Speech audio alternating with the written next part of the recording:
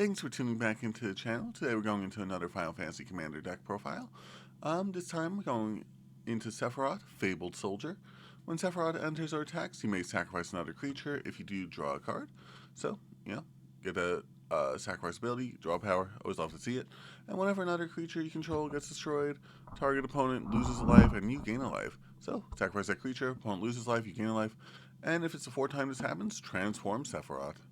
Transform Sephiroth has, this creature transforms, get an emblem that does this thing that his second ability does. So, the main focus of this deck is having our creature sacrifice, our opponent's creature sacrifice, in order to do plenty of burn damage to our opponent, in order to make sure we can transform Sephiroth right away. The thing with emblems as well to note is that emblems do not disappear in between when a creature gets removed, or they can't be removed by permanent removal, as emblems are their own thing, as there's not a current source of removal for them as far as I'm aware. So yeah, we run plenty of things that'll get us mana, plenty of things that'll sacrifice our creatures and have the creatures come back so that we can keep having creatures to cast. Plenty of things that'll make us have like other ways to have creatures draw power, and ways to make our opponents sacrifice their creatures. Just general removal as well, general draw power, and then, some additional cards that we'll get into once we get into the second half of the deck. But that's the general overview of the deck. Let's get into the cards that are in here. So we have Arcane Signet for that mana, Astronaut's Altar. It's a good way to sacrifice our creatures while getting mana on top of that. Bolus the Citadel allows us to keep casting cards off the top of our deck. It does say cast, so you can't necessarily, you may play lands and cast spells from the top of your library. So the thing with this is you are able to cast all the spells off the top of your deck, play one land. Unfortunately, if you do hit a second land, you are stopped in your tracks, but you keep playing life until you get all the cards on your field that you want to get on your field at a certain point. Bantu's Monument, whenever you cast a creature spell, each opponent loses a life, you gain a life. So another way to burn out our opponents. Creatures also cost one less cast. So that's always good to see because we have 26 creatures in this deck, which is not a small number. Crowded Crypt. Add a mana whenever a creature you control dies, put a corpse counter on this artifact, pay 6, sacrifice this artifact, create a 2/2 zombie creature token with Decayed for each corpse counter on this artifact. So that's always good to see because we're going to get to a certain point where we'll have plenty of creatures that have gotten destroyed. New way to use that, and new creatures to sacrifice in order to deal that additional burn damage. Valor Stone for mana, Jet Medallion for cost reduction, Mind Stone for mana, Phyrexian Altar. Good way to sacrifice a creature, good way to get mana, same as Astronaut's Altar essentially. Just, you get to choose what type of mana you want. Soul Ring for additional mana. Terror Grid, God of Fright. Whenever an opponent sacrifices a non-token permanent, which we're going to be making them do a lot, discards a card we don't really make them do. Put that card from a graveyard onto the battlefield under our control. So, make our opponent wait till they get their, 2020 out, maybe. No one's going to get a 2020 out. Wait until they get their big creature out, though, and make them sacrifice it so you can get control of it. And then Terror Grid's Lantern. Target player loses 3 life unless they sacrifice a non-land permanent or discard a card. So, use the artifacts sometimes. Rarely. We're mostly looking to use the other side. Darkness Crystal is there we go. Darkness Crystal is a new card in this. Black spells you cast cost 1 less to cast. If a non-token creature an opponent controls would die, exile instead, and I gain 2 life. So, a little bit of life gain, especially because when you burn out your opponent one by one, they tend not to like to see their life total going down, as opposed to seeing one big swing. So, we're going to need a little bit of way to gain life. And also, it helps us dance on the graveyards of the other opponent's decks. Dot Vessel for that additional mana there. Wayfarer's Bauble to get a swamp out of your deck. And then for creatures that we run, we have... Oh, didn't scroll up far enough. We have a Cursed Marauder. Enters the battlefield, each player sacrifices a non-token creature. So if we have Sephiroth on the field, since it says if this is the 4th time this has happened and we have Druid opponents, we'll sacrifice a creature. Our other Druid opponents will sacrifice a creature. That adds up to 4. That transforms Sephiroth. That's a super easy way to get it. Blood Artist to deal an additional way that Sephiroth's ability works, where we deal additional damage. Bloodghast in order to get this creature back every time we play land, in order to have something to keep on sacrificing. It's just a good card to have. Can't block, but we don't really care about that. Braid's Arisen Nightmare. Once again, we're going to need ways to get our opponents to sacrifice creatures, ways for us to sacrifice creatures. So we're going to get them to we're going to sacrifice our creatures, make our opponent sacrifice a creature, and then, maybe we get control of it with Turgid, maybe we just deal them a little bit of damage, and either way, we draw the card. Braid's Cabal Minion. It was recently unbanned, and it focuses on sacrificing, and makes our opponent sacrifice something every turn. I mean, they could get around the burn damage by sacrificing a land or an artifact if they want, but most times people are just going to sacrifice like the one token that their deck made somehow. But once again, if we get it out early enough, it could be a nightmare for them. Cryptcast, make our swamps tap for additional mana. We're going to need that additional mana. Creature you control... Sorry, if a creature being destroyed causes an ability to happen, that ability happens an additional time. So, we deal 1 damage, we'll deal 2 damage. We have 3 emblems on board, we deal 3 damage, but now we deal 6 damage. All fun stuff we like to see. Endrick Star, Master Breeder. Whenever you cast a creature spell, create X/1/1 black draw creature tokens, where X is that spell's mana value.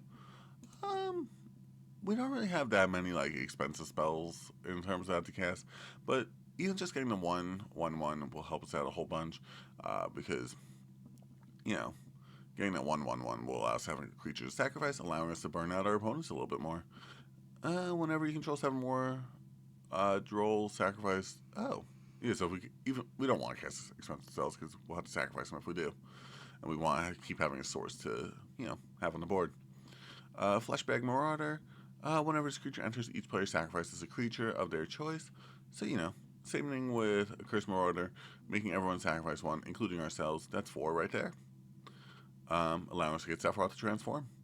Forsaken Miner. Whenever you commit a crime, you may pay 1 black mana.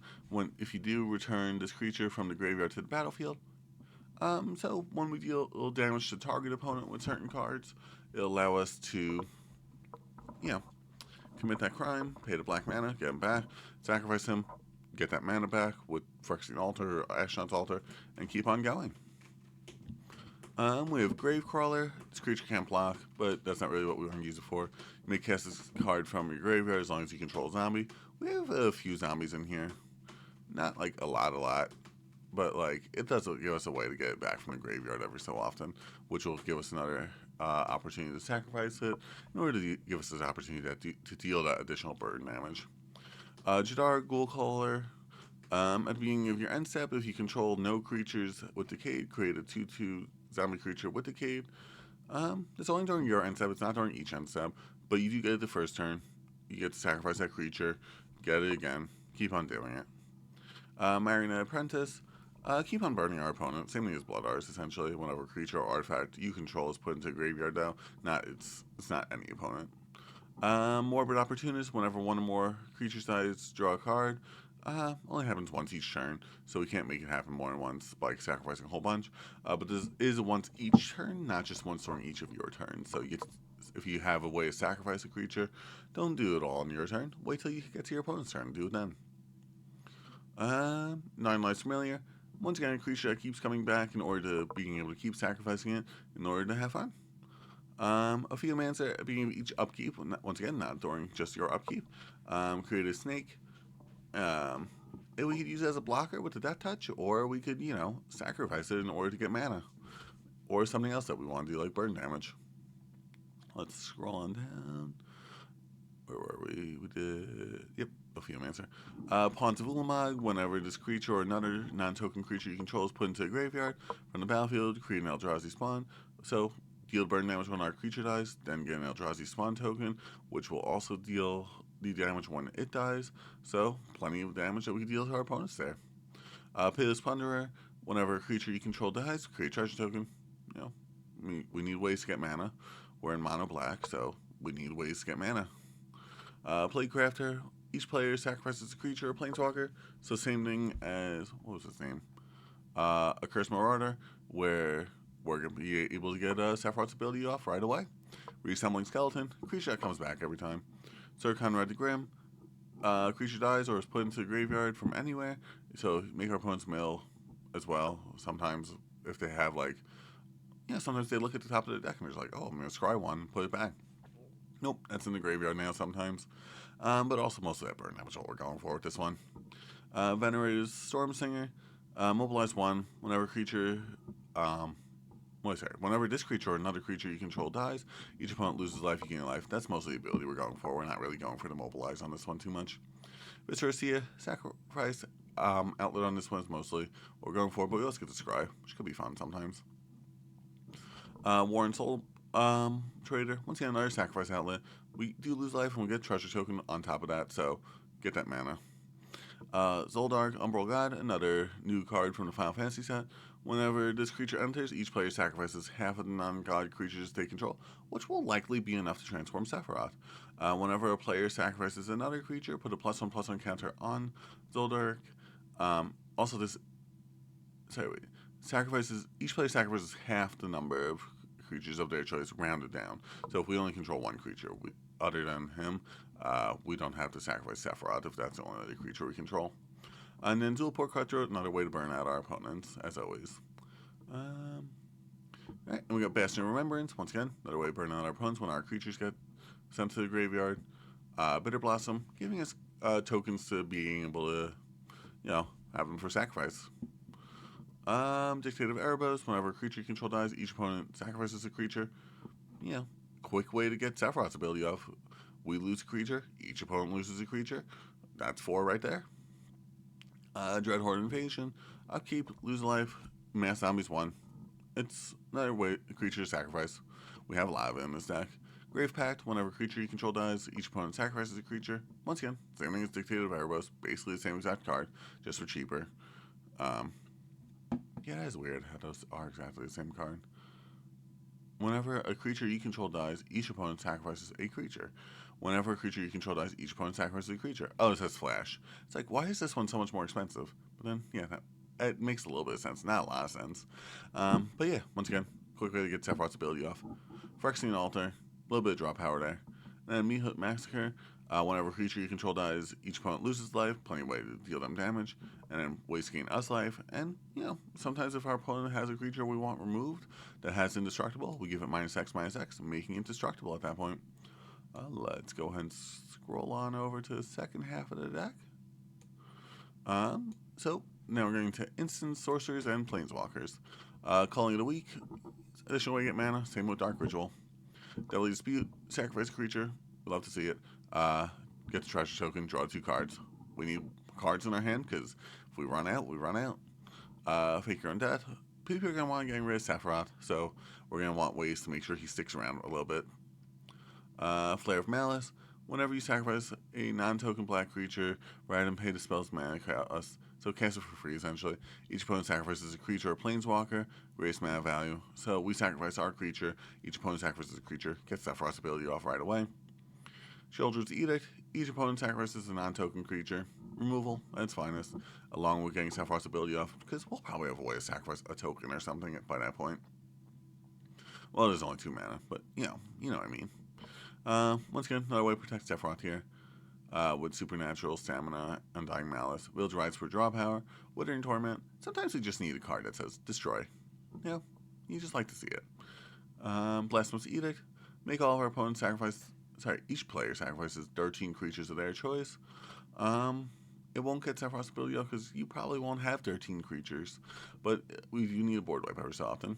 Feed the Swarm for removal, Reanimate. There's going to be some creatures we have in our graveyard that we just want back, so let's get them back. Or, our opponent has something in their graveyard that we removed that we want back. Let's get it back. Cyan Blood for draw power, Toxic Deluge. Once again, gets around indestructible while being a board wipe. Unearthed, once again, target creature with mana value drew less from your graveyard to your battlefield. So we're going to need a way to keep on sacrificing stuff, so we may as well get it back from the graveyard. And then victimize 2 target creatures in your graveyard, sacrifice a creature. If you do, return them to the battlefield tapped. So they're there to be sacrificed, so we don't really need to worry about them being on the battlefield tapped. Then we have Liliana, Dreadhorde General. Probably not going to be able to get up to Ultimate with her, just because we don't have anything with Proliferate, and it's only +1. And the odds of her staying around returns is unlikely. But she gets us the tokens, she gets our opponents to sacrifice creatures, and I get Sephiroth's ability off right away. just because each player sacrifices 2 creatures. So even if it's just us and our opponent left, Sephiroth's ability happens. And then a little bit of draw power on top of that. But yeah, that's the card by card of the deck. If you like it, make sure you like the video. Leave your own comments of how you improve the deck down there in the comment section. Thanks so much for watching, and make sure you stay tuned for the next one, where I don't actually remember what the next one we're doing is.